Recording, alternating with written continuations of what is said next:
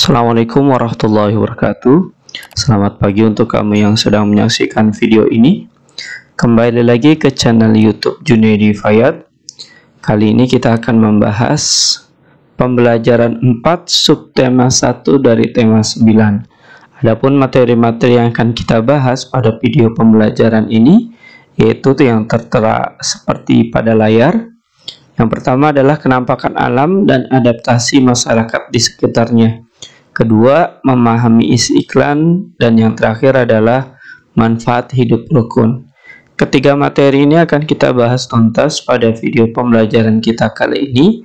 Oleh karenanya untuk kamu yang sedang menyaksikan video pembelajaran ini, yuk simak dan cermati video pembelajaran ini dengan baik, agar kamu dapat mudah memahami materi-materi yang akan saya jelaskan. Yuk langsung saja kita bahas materi-materinya. Materi pertama adalah kenampakan alam dan adaptasi masyarakat di sekitarnya. Materi ini adalah materi yang bersumberkan kepada muatan pelajaran IPS dengan kompetensi dasar 3.1 dan 4.1. Kenampakan alam atau bentang alam adalah segala sesuatu yang dibentuk oleh peristiwa yang berada di alam.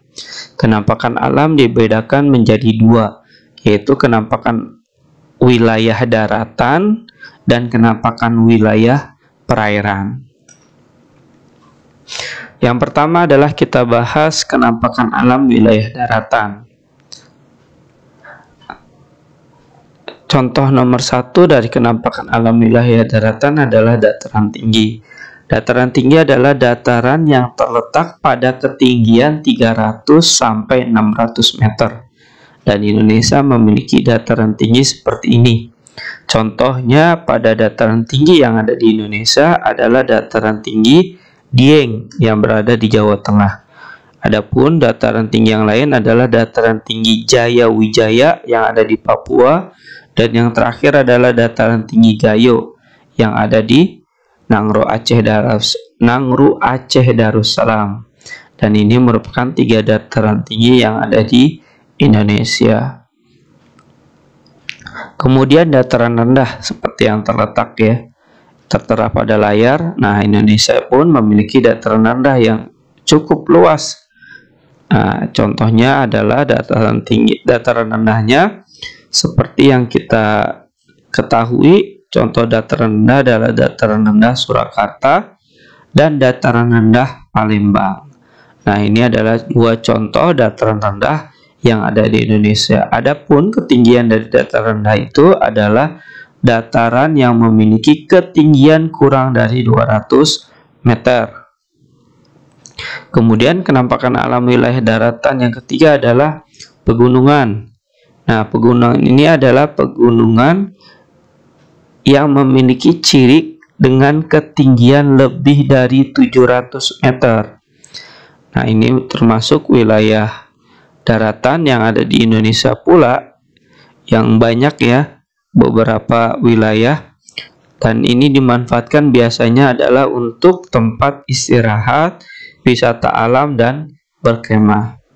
Kemudian yang keempat adalah gunung. Nah, gunung merupakan bagian yang menonjol yang terdapat di bumi dengan ketinggian lebih dari 600 meter di atas permukaan laut. 4 contoh ini adalah kenampakan alam wilayah daratan yang ada di Indonesia, baik dataran tinggi, dataran rendah, pegunungan, dan gunung. Kita lanjutkan ke slide berikutnya. Yang kedua adalah kenampakan alam wilayah perairan. Nah, kenampakan alam wilayah perairan merupakan bagian dari permukaan bumi yang digenangi air. Adapun macam-macamnya atau contohnya adalah pertama, laut. Laut merupakan bagian permukaan bumi yang luas, digenangi air yang dalam dan posisinya paling rendah. Biasanya laut menghubungkan antar pulau, dan masyarakat yang berada di sekitar laut biasanya posisinya atau pekerjaannya adalah sebagai nelayan. Kemudian yang kedua adalah sungai. Nah, masyarakat yang berada di perairan seperti sungai ini biasanya memiliki kebiasaan sebagai pedagang sayur. Nah, kalau pedagang sayur yang seperti pada gambar, ini biasanya di Pulau Kalimantan nih. Kemudian yang ketiga adalah danau. Danau merupakan permukaan bumi berupa cekungan di darat yang sangat luas dan digenangi oleh air yang dikelilingi oleh daratan. Nah, adaptasi masyarakatnya ketika berada di danau adalah membuat tambak ikan untuk memenuhi kebutuhan hidupnya. Yang keempat, kenampakan alam wilayah perairan lainnya adalah rawa. Rawa adalah tanah yang rendah dan digenangi air. Biasanya banyak terdapat tumbuhan air. Rawa terbentuk secara alami. Dan ini contohnya ya, seperti yang tertera pada gambar ya. Ada keluarga yang sedang melewati rawa yang ada di Indonesia. Kemudian kita lanjutkan, yang berikutnya adalah teluk. Nah, teluk ini merupakan atau adalah tubuh perairan yang menjorok ke daratan dan dibatasi oleh daratan pada ketiga sisinya. Jadi ketiga sisinya itu maksudnya yang ini, ya, menjorok ke daratan satu, kemudian ini dua, kemudian ini tiga. Ini adalah contoh teluk. Adapun contoh-contoh teluk yang ada di Indonesia adalah Teluk Jakarta, Teluk Labuhan Bajo di Flores, dan Teluk Pelabuhan Ratu di Jawa Barat. Nah, ini yang tadi barusan saya sebutkan adalah contoh-contoh teluk yang ada di Indonesia. 3 teluk. Adapun satu lagi sebenarnya ada teluk namanya Teluk Bayur yang ada di Sumatera Barat. Yang terakhir adalah samudra. Samudra merupakan perairan yang luasnya melebihi luas laut dan memiliki kedalaman lebih dari 1000 meter. Wilayah Indonesia diapit oleh 2 samudra, yaitu Samudra Pasifik dan Samudra Hindia. Ini adalah macam-macam dari kenampakan alam wilayah perairan yang ada di Indonesia, yang terdiri dari 6 ya. Laut, sungai, danau, rawa, teluk, dan samudra. Mudah-mudahan dari sini kita sudah tergambarkan kenampakan alam wilayah daratan dan perairan yang ada di Indonesia. Kita lanjutkan ke slide berikutnya. Memahami isi iklan seperti yang kita lihat di sini, dan ini merupakan materi yang bersumberkan kepada muatan bahasa Indonesia dengan KD 3.4 dan 4.4. Nah, iklan seperti yang ada pada layar ini contohnya adalah depot air minum isi ulang Aquadam. Antar pesan, ada nomor HP-nya, ada harganya, kemudian ada jalannya, ada lokasi atau alamatnya. Iklan adalah berita yang menginformasikan suatu barang atau jasa yang ditawarkan kepada pembaca. Adapun tujuan utama dibuatnya iklan adalah untuk mempengaruhi pembaca agar mengikuti, membeli, atau melaksanakan yang disampaikan dalam iklan. Memahami iklan dapat dilakukan dengan cara mengetahui terlebih dahulu apa maksud dari dibuatnya iklan tersebut. Setelah itu, mendata hal-hal yang penting yang terdapat dalam iklan. Kemudian merangkumnya sehingga dapat lebih mudah dimengerti. Jadi langkah-langkahnya jelas ya untuk memahami iklan. Yang pertama adalah mengetahui terlebih dahulu maksud dibuatnya iklan, kemudian mendata hal-hal yang penting, lalu merangkumnya agar lebih mudah dimengerti. Jika iklan di dalamnya terdapat singkatan-singkatan, maka terlebih dahulu dimengerti maksud dari kata-kata yang disingkat tersebut. Jadi selain iklan yang kita mudah pahami, namun di situ ada singkatan-singkatan, kita harus mengartikan dulu kata-kata yang disingkat yang ada pada iklan yang kita baca atau kita temui. Ini adalah bagian cara kita untuk memahami isi iklan. Kita lanjutkan ke slide berikutnya. Manfaat hidup rukun. Materi ketiga ini adalah materi yang terakhir, dan materi ini pula bersumberkan pada muatan pelajaran PPKN dengan KD 3.4 dan 4.4. Seperti yang tertera pada layar, di sini ada gambar ya. Manfaat hidup rukun salah satunya bisa melakukan kerja bakti. Nah, hidup rukun artinya hidup saling menghormati dan menyayangi antar sesama manusia.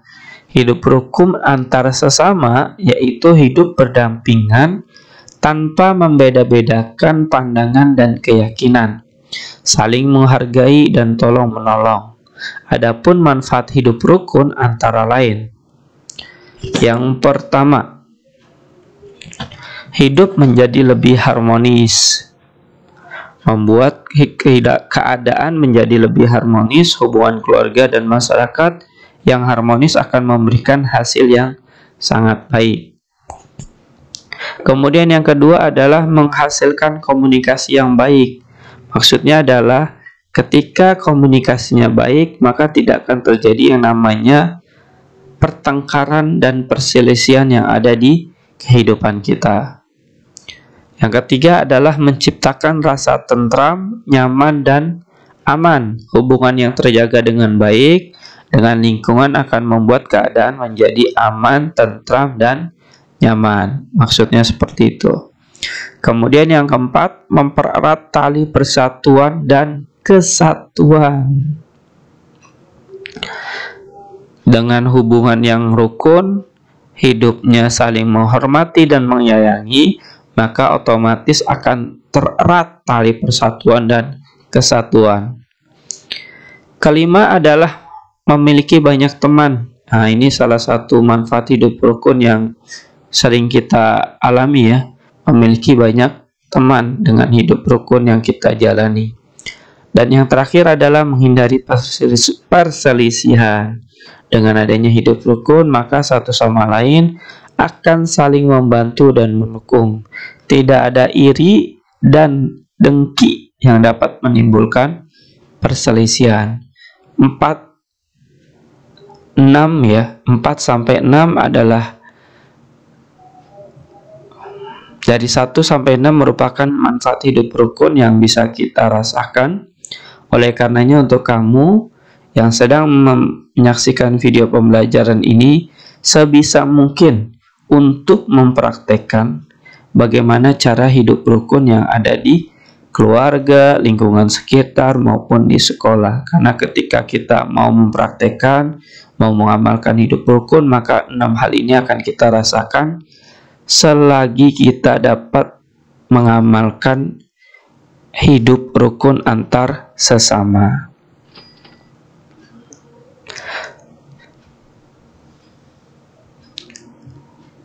Setelah kita menyaksikan dan membahas pembelajaran yang tadi kita sudah bahas tuntas, terdiri dari 3 materi, silakan untuk kamu yang sedang menyaksikan video ini, untuk memahami isi materi yang tadi sudah kita bahas, silakan jawab soal-soal berikut, di mana soal ini adalah soal latihan.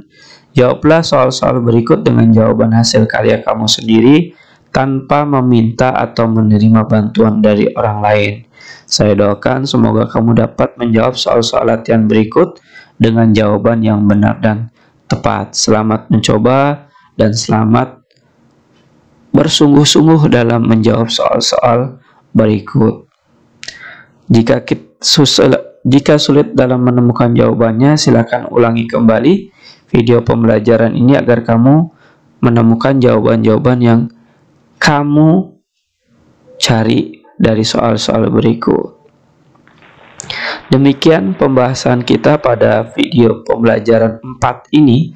Semoga dengan menyaksikan video pembelajaran ini dapat menambah wawasan dan pengetahuan kamu tentang materi dari tema 9 yang saya sudah utarakan. Terima kasih telah menyaksikan video pembelajaran ini. Wassalamualaikum warahmatullahi wabarakatuh.